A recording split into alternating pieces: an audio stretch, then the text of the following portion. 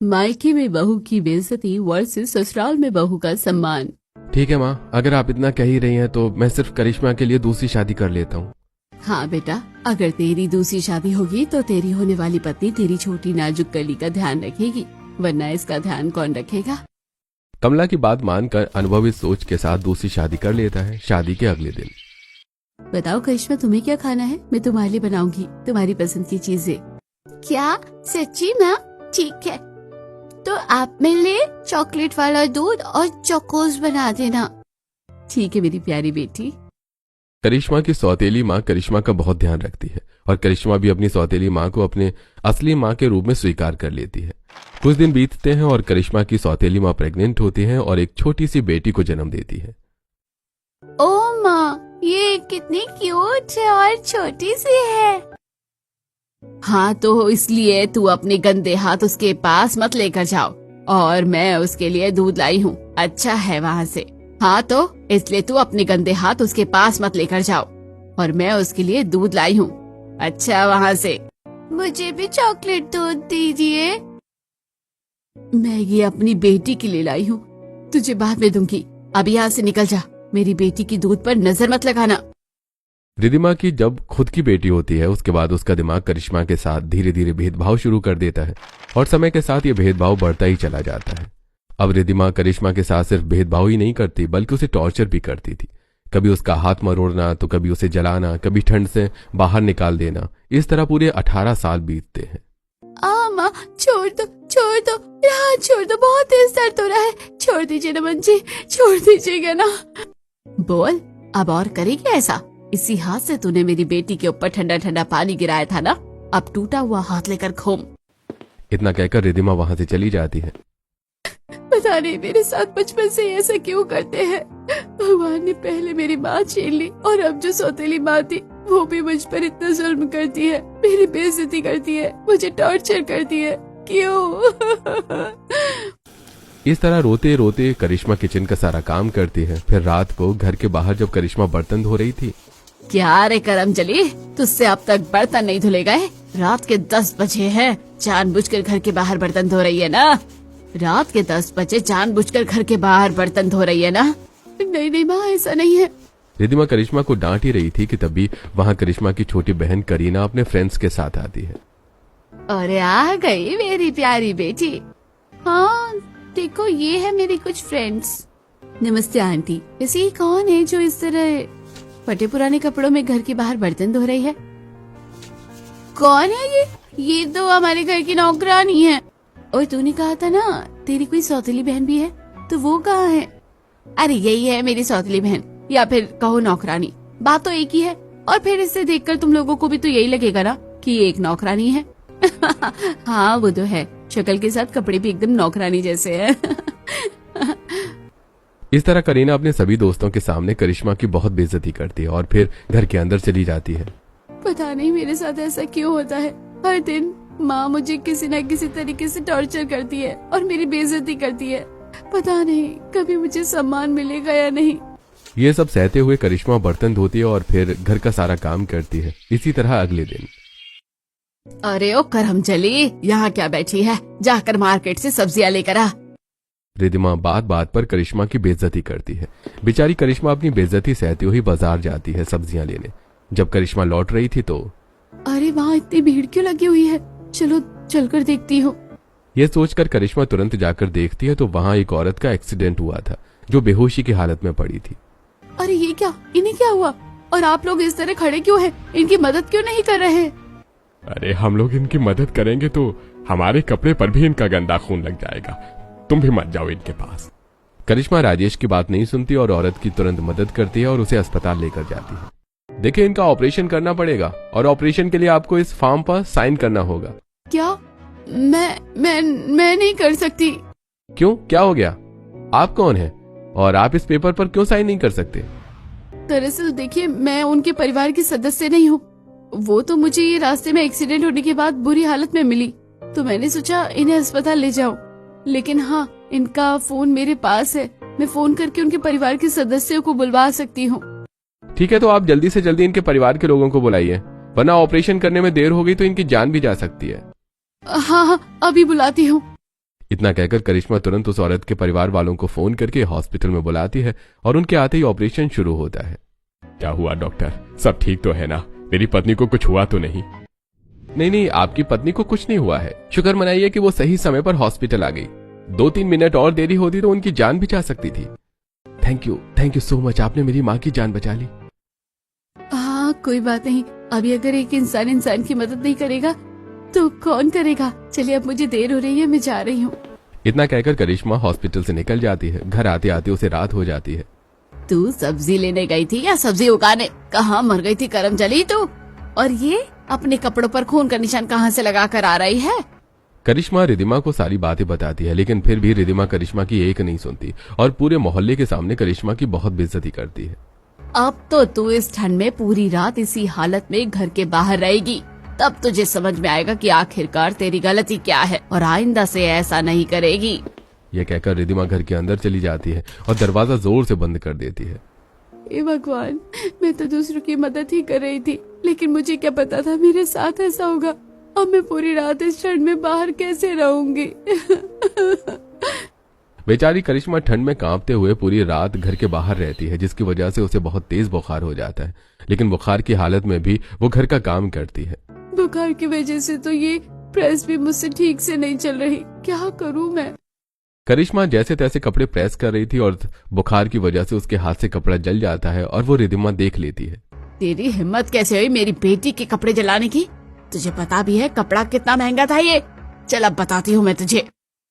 इतना कहते ही गुस्से में भरी रिदिमा करिश्मा के हाथों पर गरम प्रेस लगा देती है, जिससे करिश्मा का हाथ पूरी तरह जल जाता है। अब तुझे पता चलेगा कि कपड़े जलाने का नतीजा क्या होता है। इसी तरह दिन बीतते हैं। रिदिमा हर छोटी छोटी बात पर करिश्मा की बेइज्जती करती है और उसे टॉर्चर करती रहती है। इन्हीं सबके बीच करीना का बर्थडे आता है। आज मेरा बर्थडे है, मैंने अपने सारे दोस्तों को बुलाया है। सच में आज तो बहुत मजा आएगा। बस मैं आप ही से बोल दूं कि ये किचन से बाहर न निकले अपनी ये मनुष्य शक्ल लेकर।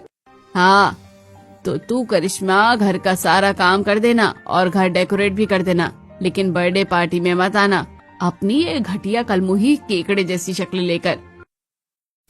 इस तरह करिश्मा पूरे घर का काम करती है और शाम को बर्थडे पार्टी शुरू होती है। वहीं दूसरी तरफ अब वक्त आ गया है हमारे बड़े बेटे आनंद की शादी करवाने का। बस अब बहू कहाँ मिलेगी ये सोच रहे हैं। लेकिन मुझे मेरी बहू मिल गई।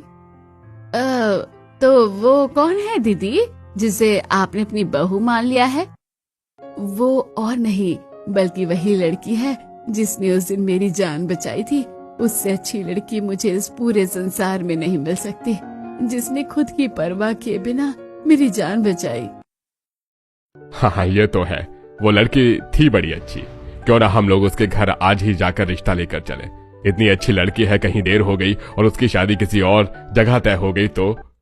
ये सोचकर सुगंध का पूरा परिवार करिश्मा के घर रिश्ता लेकर जाता है, जहां करीना की बर्थडे पार्टी चल रही होती है। अरे आप लोग कौन हैं? हम तो आपको नहीं जानते। अरे हम आपकी बेटी के लिए रिश्ता। सुगंधा बोल ही रही थी कि तभी दूसरी तरफ करिश्मा के हाथों करीना के एक फ्रेंड के ऊपर जूस गिर जाता है। What the hell? ये क्या किया तुमने? गवार हो क्या? इसका मतलब क्या? गवार वाली हरकतें ही करोगी? इतना महंगा ड्रेस था मेरा।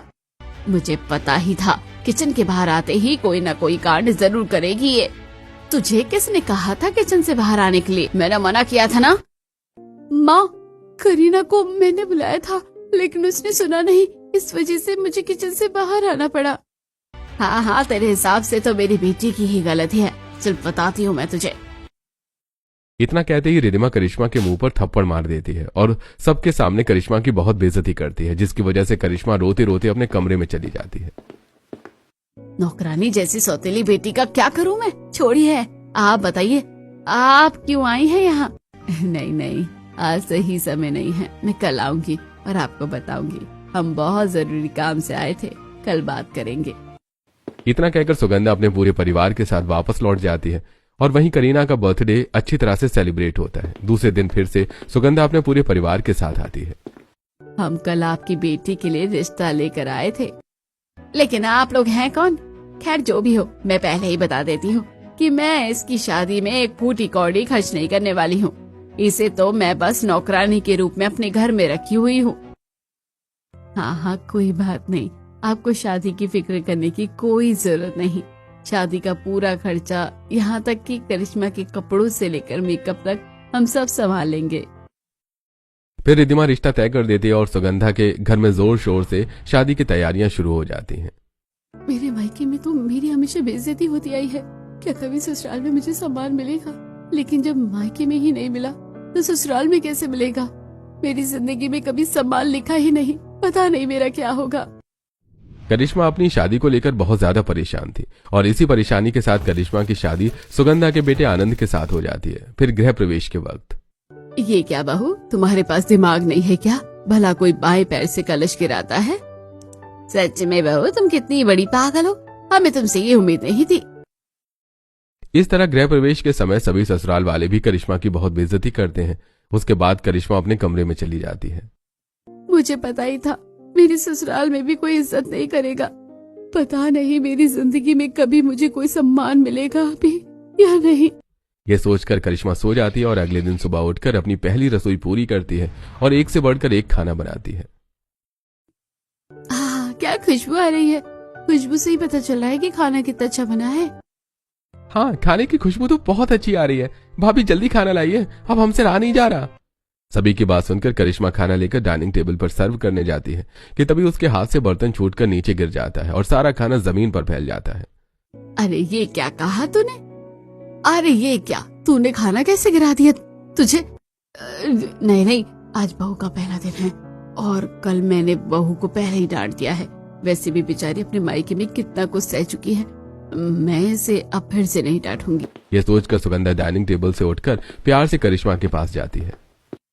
ये मुझसे दोबारा नहीं होगा, वो बर्तन बहुत बड़ा था, इस वजह से गलती से मुझसे गिर गया, दोबारा नहीं होगा। अरे अरे बहू, तू घबरा क्यों रही है? ये तेरा ससुराल है और तू इस घर की बहू नहीं, बेटी है। ये सारी छोटी छोटी चीजें तो होती रहती है, इसमें डरने की कोई बात नहीं है। नहीं नहीं, मैं इसे अभी साफ कर देती हूँ। अरे नहीं नहीं, बिल्कुल नहीं, बर्तन कांच का था, तुझे कांच लग गया तो ये नौकरानी साफ कर लेगी। तू हमारे साथ बैठकर नाश्ता कर। सच में बहू, खाना तो बहुत अच्छा बना है। फिर सुगंधा करिश्मा को सबके साथ बैठकर नाश्ता करवाती है। हाँ भाभी, और खास करके ये बिरयानी। इसी तरह सभी लोग करिश्मा की तारीफ करते हैं और उसे गिफ्ट देते हैं। फिर सबके साथ खाना खाने के बाद करिश्मा अपने कामों में लग जाती है। आज मुझसे इतना बड़ा नुकसान हो गया, लेकिन मेरे ससुराल वालों ने मुझे कुछ भी नहीं कहा। अगर ये सब मेरे मायके में होता तो सब मेरी बहुत बेइज्जती करते।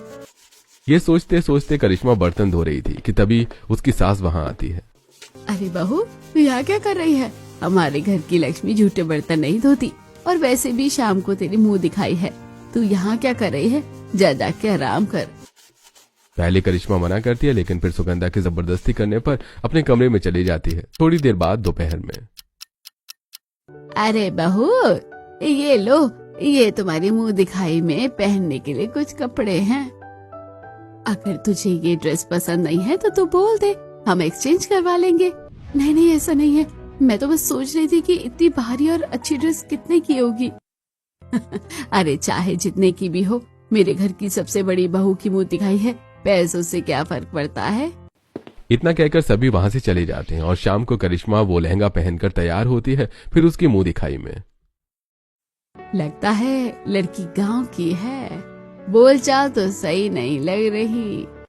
हाँ, और देखो ना, उसके हाथ पैर में जलने के निशान भी है। कैसी अजीब सी लड़की को अपने घर की बहू बना लिया है इन्होंने। आपकी हिम्मत कैसे हुई मेरी बहू को इस तरह से बेइज्जत करने की?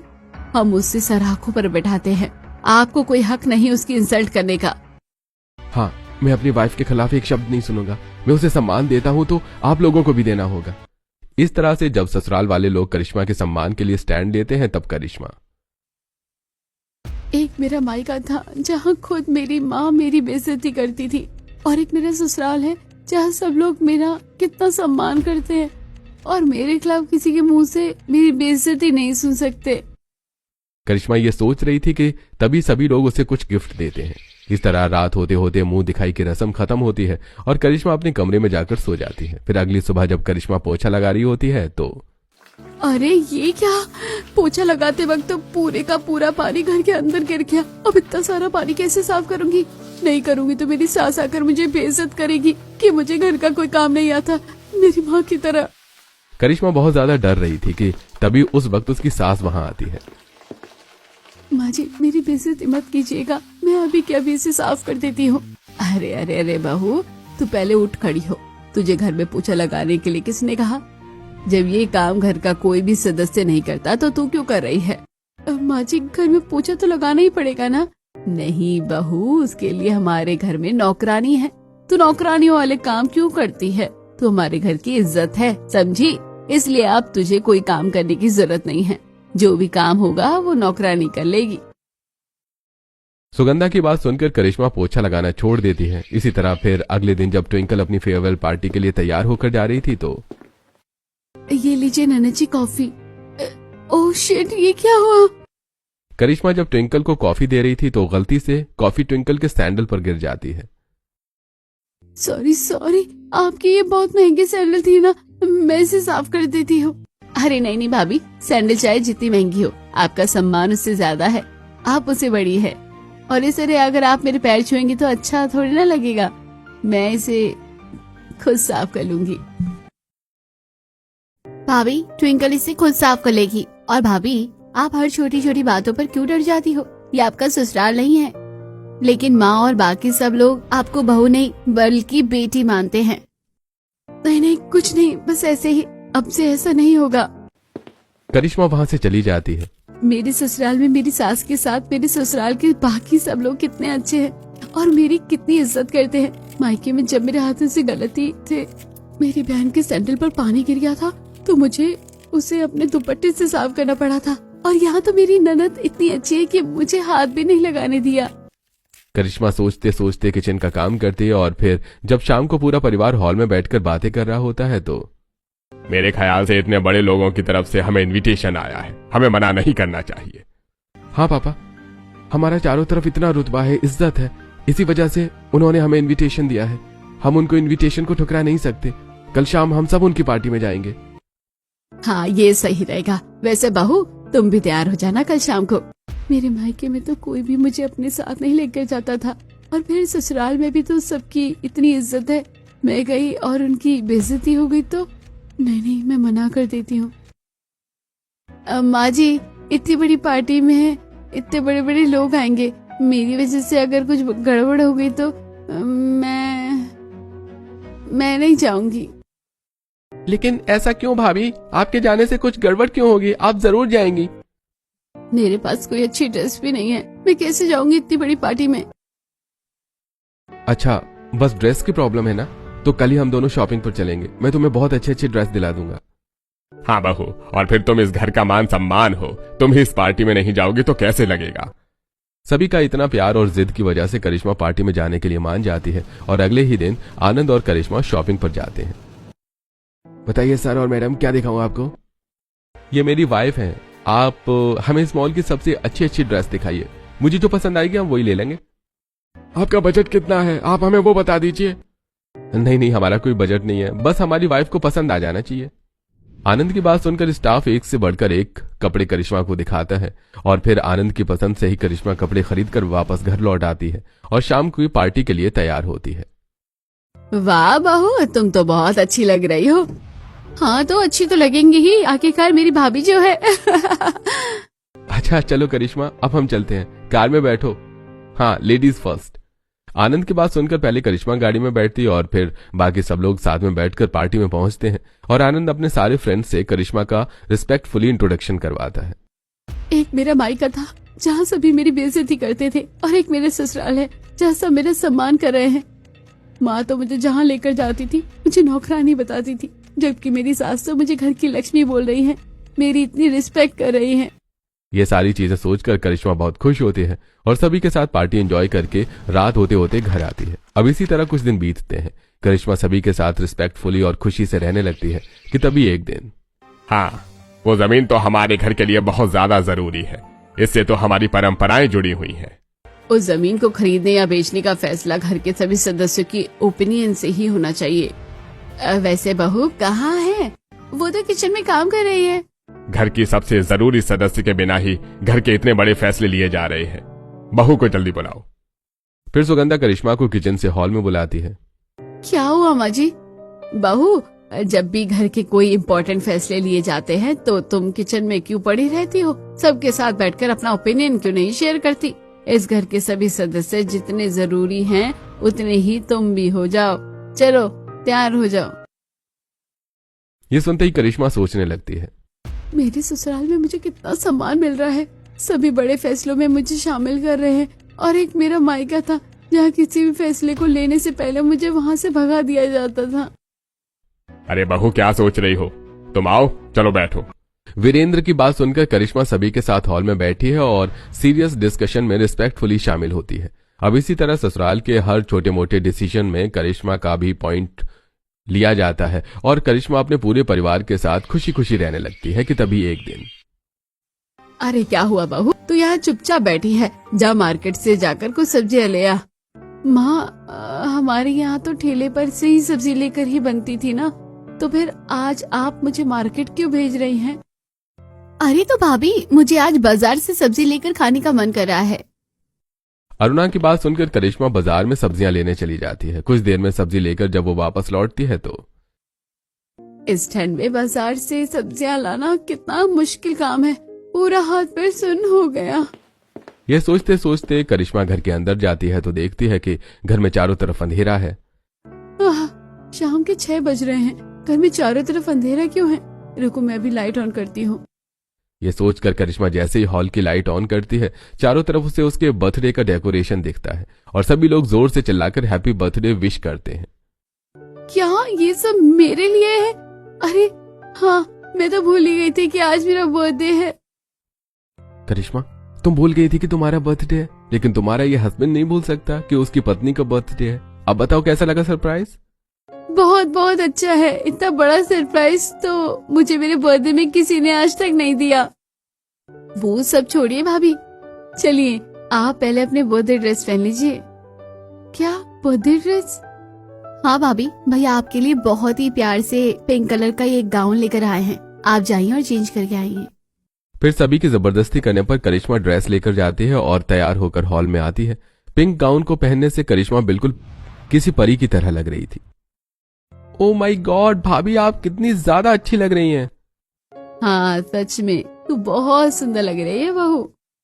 वाओ, ये ड्रेस कितनी ज्यादा अच्छी है, मैंने तो ऐसी ड्रेस आज तक नहीं देखी। आप यहाँ इस ड्रेस को कैसे देखिएगा, क्योंकि ये ड्रेस तो यहाँ की है ही नहीं। स्पेशली भैया ने भाभी के लिए इसे यूरोप से मंगवाया है। ये यूरोप से कितने की है ये ड्रेस? पूरे 50,000 की है। सच में? शांति और सुगंधा, तेरी बहू आज बहुत ही अच्छी लग रही है और ये ड्रेस तो बहुत ही अच्छी है। सभी परिवार के लोग और वहां मौजूद सभी मेहमान एक एक करके करिश्मा की ड्रेस की और करिश्मा की बहुत तारीफ करते हैं और फिर करिश्मा केक कट करती है। केक काटने के बाद जब करिश्मा सोफे पर बैठने जाती है तब अरे रुको रुको बहू, आज तुम्हारा बर्थडे है और यहाँ मौजूद सभी लोगों से ज्यादा इज्जत और सम्मान तुम्हें मिलना चाहिए, इसलिए तुम सोफे पर नहीं बल्कि इस चेयर पर बैठोगी। वीरेंद्र जिस चेयर की बात कर रहा था वो चेयर कोई मामूली चेयर नहीं थी, बल्कि किसी राजा महाराजाओं के जमाने की पुश्तैनी चेयर थी जिस पर करिश्मा को बिठाया जाता है। बहू, ये चेयर कोई मामूली चेयर नहीं बल्कि पुश्तैनी चेयर है। इस पर किसी सम्मानजनक इंसान को ही बिठाया जाता है। हमारे खानदान में और तुम इस पूरे परिवार में सबसे ज्यादा सम्मान पाने लायक हो।